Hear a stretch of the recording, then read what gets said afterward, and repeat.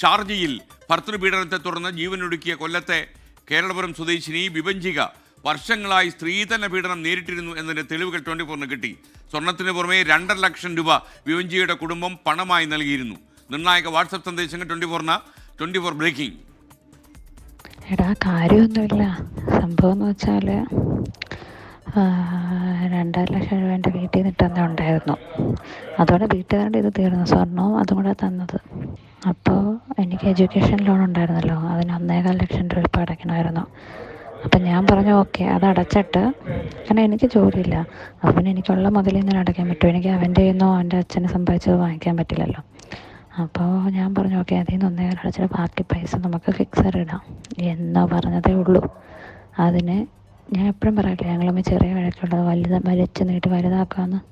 ഞാൻ ഇത്രയും പറഞ്ഞെങ്കിൽ ഇവിടെ കിടന്ന് വലിയ പുകിലൊക്കെ ഉണ്ടാക്കി ലോകത്തുള്ള എല്ലാവരെയും അറിയിച്ച് എൻ്റെ അമ്മയെ വിളിച്ച് പറഞ്ഞ് എനിക്ക് സ്ത്രീധനം ഒന്നും വേണ്ട, ഞാനതെല്ലാം തിരിച്ചു കൊണ്ടുവെക്കും. SNDP ഞങ്ങൾ ശാഖ വഴിയല്ലേ ഇതെല്ലാം പോണത്, ശാഖ വഴി പേപ്പറെല്ലാം ക്ലിയറാക്കി തരാം എന്നുവെച്ചാൽ ഞാനിവിടെ നിന്നിട്ട് എൻ്റെ മുതലെല്ലാം തിരിച്ചു കൊടുക്കാമെന്ന്. അങ്ങനെ നിൽക്കേണ്ട കാര്യമില്ലല്ലോ, അങ്ങനെ അന്തസ്സില്ലാതെ നിൽക്കേണ്ട കാര്യം ഞങ്ങൾക്കില്ലല്ലോ. അങ്ങനെ ഞാൻ വീട്ടിലൊക്കെ വിളിച്ച് പറഞ്ഞ് ആകെ സീനായത്. ഞങ്ങൾ ഇടയ്ക്ക് മാത്രം നിൽക്കേണ്ട കാര്യം ഇവൻ തന്നെ ലോകത്തുള്ള എല്ലാവരെയും അറിയിക്കും. എന്നിട്ട് ഇവൻ കിടക്കുന്ന സോഫയിൽ ഞാൻ ബെഡിലും, പുള്ളിയുടെ അച്ഛൻ ഇതെല്ലാം കണ്ടുകൊണ്ടിരിക്കുക. ഷാർജയിൽ സ്വന്തം കുഞ്ഞിനെ കൊലപ്പെടുത്തിയ ശേഷം ആത്മഹത്യ ചെയ്ത വിഭജികയുടെ ശബ്ദമാണ് നിങ്ങൾ കേട്ടത്. ഉമേഷ് ബാലകൃഷ്ണൻ തിരുവനന്തപുരത്ത് വിവരങ്ങളുമായി ചേർന്നു. Umesh, good morning. യഥാർത്ഥത്തിൽ ഇവർ തമ്മിൽ സ്ത്രീധന ബന്ധമുണ്ടായിരുന്നു എന്ന് തെളിയിക്കുന്ന ശബ്ദമാണല്ലോ നമുക്ക് കിട്ടിയിരിക്കുന്നത്. ഈ ശബ്ദ സന്ദേശത്തിൽ നിന്ന് തന്നെ ഈ സ്ത്രീധനം നമ്മൾ നിരോധിച്ചിട്ടുള്ള സംഭവത്തിൽ ഇയാൾ താല്പര്യം കാണിച്ചിരുന്നു എന്നുള്ളത് വ്യക്തമാകുന്നു. കൂടുതൽ വിവരങ്ങൾ എന്താണ് ഉമേഷ്? Good morning.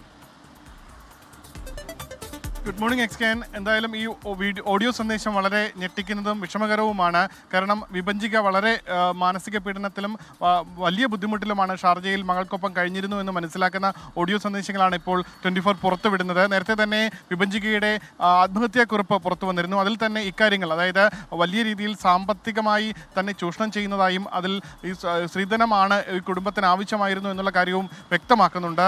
വിഭജികയുടെ ഭർത്താവ് നിതീഷിൻ്റെ സഹോദരിക്കും ഭർത്താവിനുമെതിരെയെല്ലാം ഈ ആത്മഹത്യാക്കുറിപ്പിൽ ആരോപണങ്ങൾ ഉന്നയിച്ചിരുന്നു. ഇപ്പോൾ 24 പുറത്തുവിടുന്ന ഓഡിയോ സന്ദേശം വിഭജികയുടെ ബന്ധുവായ ഒരു സുഹൃത്തിന് അയച്ച ഓഡിയോ സന്ദേശമാണ്. ഈ ഓഡിയോ സന്ദേശത്തിലാണ് ആദ്യം വിവാഹ സമയത്ത് തന്നെ സ്വർണത്തിനൊപ്പം 2.5 ലക്ഷം രൂപ പണമായി കൂടി നിതീഷിനും കുടുംബത്തിനും നൽകിയിരുന്നു. ഈ പണത്തിൽ നിന്ന് ഈ വിഭജിക പഠിച്ചിരുന്ന സമയത്തുള്ള എഡ്യൂക്കേഷൻ ലോണുണ്ട്, അത് ഏകദേശം 1.25 ലക്ഷം രൂപ അവസാനം അടയ്ക്കാനുണ്ടായിരുന്നു. ആ തുക കൂടി അടയ്ക്കണമെന്നുള്ള നിർദ്ദേശം ഈ കുടുംബം നൽകി. അത് വലിയ പ്രശ്നങ്ങൾ നിതീഷിൻ്റെ കുടുംബം ഉണ്ടാക്കി എന്നാണ് ഈ ഓഡിയോ സന്ദേശത്തിൽ നിന്ന് മനസ്സിലാക്കുന്നത്. അങ്ങനെ നിതീഷിൻ്റെ കുടുംബം അതിൽ പ്രശ്നമുണ്ടാക്കുകയും അത് മറ്റുള്ളവരെ, അതായത് പരസ്യപ്പെടുത്തുകയും ബന്ധുക്കളെല്ലാം അറിയിക്കുകയും ചെയ്തു. അങ്ങനെ വലിയ മാനസിക വിഷമത്തിലൂടെയായിരുന്നു ആ സമയങ്ങളിൽ കടന്നുപോയത്. അതുകൊണ്ട് തന്നെ അന്ന് ഈ ഓഡിയോയിലും അതിൽ തുടർന്നുള്ള ചാറ്റിലും കൃത്യമായി പറയുന്നുണ്ട് താൻ വീട്ടിന് പുറത്ത്, അതായത് ബെഡ്റൂമിൽ കിടക്കുമ്പോൾ ബെഡ്റൂമിന് തൊട്ടപ്പുറത്ത് മാറിയാണ് സെറ്റിയിലാണ് നിതീഷ് കിടക്കുന്നത്. തൻ്റെ കുഞ്ഞിനെ 1.5 വയസ്സുള്ള കുഞ്ഞിനെ തിരിഞ്ഞു പോലും നോക്കുന്നില്ല. പട്ടിക്കുഞ്ഞ് വീട്ടിൽ കിടക്കുന്നത് പോലെയാണ് തൻ്റെ കുഞ്ഞ് കിടക്കുന്നത്. അതുകൊണ്ട് തന്നെ എന്തായാലും ഈ വിവാഹമോചനത്തെക്കുറിച്ച് നേരത്തെ തന്നെ ഇവർ ആലോചിക്കുന്നു. ഈ ഓഡിയോ സന്ദേശത്തിലും വിവാഹമോചനം എന്നുള്ള കാര്യത്തിലേക്ക് ഈ കുടുംബം എത്തുന്നു, വിഭജിക്കുകയും കുടുംബവും എത്തുന്ന കാര്യമാണ് സുഹൃത്തിനോട് പറയുന്നത്. ഇത്തരത്തിൽ പണം ആവശ്യപ്പെട്ട വിവരം ഈ എഡ്യൂക്കേഷൻ ലോണ് തിരിച്ചടയ്ക്കുന്നതിന് വേണ്ടിയുള്ള നിർദ്ദേശം നൽകിയെങ്കിലും അത് നാട്ടുകാരെ മുഴുവൻ അറിയിച്ചു. ആ സാഹചര്യത്തിൽ താൻ അമ്മയോട് സംസാരിച്ചു, കുടുംബത്തോട് സംസാരിച്ചു. ഇങ്ങനെ ഈ രീതിയിലാണെങ്കിൽ മുന്നോട്ട് പോകേണ്ടതില്ല. ജ്യേഷ്ഠനടക്കം പറഞ്ഞത് ഈ അവിടെ എത്തി ആദ്യം ഒന്നിച്ച് താമസിച്ച് നോക്കൂ, എന്നിട്ടും നേരെ ആയില്ല എങ്കിൽ വിവാഹമോചനത്തിലേക്ക് പോകാം എന്നുള്ള തീരുമാനത്തിലേക്ക് എത്തുകയായിരുന്നു. എന്തായാലും ആത്മഹത്യ ചെയ്യുന്നതിന് തൊട്ട് മുൻപ് തന്നെ കൊല്ലത്തെ അഡ്വക്കേറ്റുമായി കുടുംബം സംസാരിക്കുകയും വിവാഹമോചനം എന്നുള്ള കാര്യത്തിലേക്ക് എത്തുകയും ചെയ്തിരുന്നു. ഇത് 2022 അതായത് 3 വർഷം മുൻപുള്ള ഓഡിയോയും കൂടിയാണ് ഈ പുറത്തു വന്നിരിക്കുന്നത്. അതായത് 2022 മുതൽ തന്നെ ഇത്തരത്തിൽ വിവാഹമോചനം എന്നുള്ള രീതിയിലേക്ക് അല്ലെങ്കിൽ അത്തരമൊരു ധാരണയിലേക്ക് കുടുംബം എത്തിയിരുന്നു എന്നുള്ളതാണ്. ഇത്തരത്തിൽ വലിയ ബുദ്ധിമുട്ടുണ്ടാക്കിയ സാഹചര്യങ്ങൾ സുഹൃത്തിനോട് വിശദീകരിക്കുകയാണ്. അതായത് സ്വർണം മാത്രം പോരാ, ആ പണവും 2.5 ലക്ഷം രൂപ നൽകിയതിൽ എഡ്യൂക്കേഷൻ ലോൺ അടയ്ക്കാനുള്ള നിർദ്ദേശത്തെ അല്ലെങ്കിൽ അത്തരമൊരു അഭിപ്രായത്തെ വലിയ രീതിയിൽ ആ അഭിപ്രായം പറഞ്ഞ് വിഭജിക്കുകയെ കുടുംബം പീഡിപ്പിച്ചിരുന്നു എന്നും കുടുംബം വലിയ രീതിയിൽ മാനസിക സമ്മർദ്ദത്തിൽ ഏർപ്പെടുത്തിയിരുന്നു എന്നും. ഒരു കാര്യം, യഥാർത്ഥത്തിൽ ഈ വിഭജികയുടെ മൃതദേഹം ഇന്ത്യയിലേക്ക് കൊണ്ടുവരുന്ന കാര്യത്തിൽ എന്തെങ്കിലും നടപടി ഉണ്ടായോ? കാര്യം നാട്ടിൽ തന്നെ കൊണ്ടുവന്ന് മൃതദേഹം പോസ്റ്റ്മോർട്ടം ചെയ്യണം എന്ന രീതിയിലുള്ള ഡിമാൻഡ് ഈ വിഭജികയുടെ വീട്ടുകാർ ഉയർത്തിയിട്ടുണ്ടല്ലോ. അതിനെന്തെങ്കിലും നടപടി ഉണ്ടാക്കാൻ കഴിഞ്ഞോ? ഗൾഫിലെ മലയാളി സംഘടനകൾ ആരെങ്കിലും ഇതുമായി ബന്ധപ്പെട്ടിട്ടുണ്ടോ? അത്തരത്തിൽ ഒരു രീതിയിലും ഉള്ള കാരണം വിഭജികയുടെ മൃതദേഹം ഷാർജയിൽ തന്നെ സംസ്കരിക്കണമെന്നുള്ള നിലപാടിൽ നിതീഷ് നിൽക്കുന്നു.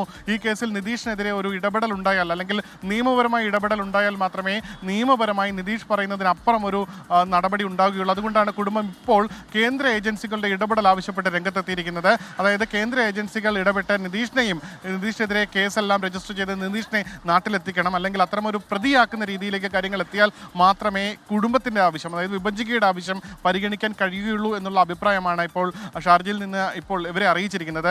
നിതീഷ് പറയുന്നത് മൃതദേഹം അവിടെ സംസ്കരിച്ചാൽ മതിയെന്നാണ്. എന്നാലും കുടുംബത്തിൻ്റെ നിയമ പോരാട്ടവും എല്ലാം തുടരുകയാണ്. ഈ ഓഡിയോ സന്ദേശങ്ങളെല്ലാം പുറത്തു വന്ന സാഹചര്യത്തിൽ കൂടുതൽ ജനപിന്തുണ പ്രാദേശികമായി തന്നെ അല്ലെങ്കിൽ ഷാർജയിൽ നിന്നുള്ള പിന്തുണ കൂടി ലഭിക്കുമെന്നുള്ള പ്രതീക്ഷയുണ്ട്. എന്തായാലും കേന്ദ്ര ഏജൻസികളുടെ ഇടപെടൽ, കേന്ദ്ര ഏജൻസികൾ കേസെടുത്ത് അത് വിദേശകാര്യ മന്ത്രാലയവും കൂടി ബന്ധപ്പെട്ടുകൊണ്ടുള്ള ഇടപെടൽ ഉണ്ടാകണമെന്നുള്ള അഭിപ്രായം എന്തായാലും നിൽക്കുന്നുണ്ട്. എന്തായാലും കുടുംബത്തിൻ്റെ ആവശ്യമാണ്. മകളാണ്, 33 വയസ്സുള്ള മകളും 1.5 വയസ്സുള്ള മകളുമാണ് ആ കുടുംബത്തിന് നഷ്ടമായത്.